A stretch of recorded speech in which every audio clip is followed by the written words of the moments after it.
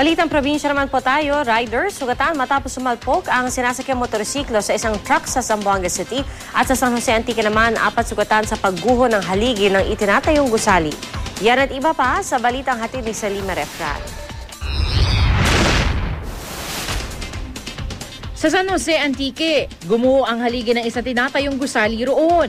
Walang naiulat na namatay pero may 4 na sugatan. Patuloy na inaalam ang sanhi ng insidente.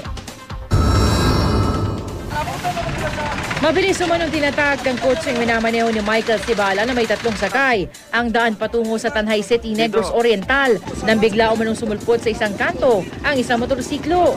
Ayon kay Sibala, sinubukan pa raw niyang umiwas ngunit nahagip pa rin niya ito. Tumila po ng 3 sakay ng motorsiklo. Sinalpok din ng kotse ang kasalubong nitong isa pang motorsiklo na may 2 sakay bago tuluyang bumangga sa isang puno ng akasya. 3 ang patay sa insidente. 6 naman ang kritikal ngayon sa ospital.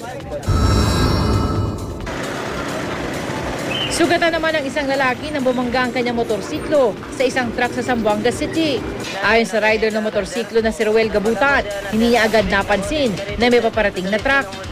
Pinilit pa raw niyang itigil ang kanyang motor, pero dahil sa madulas ang kalsada sanhi ng ulan, sumalpok pa rin siya sa truck. Agad naman nagkaayos si Gabutan at ang driver ng truck. Salima Refran, GMA News.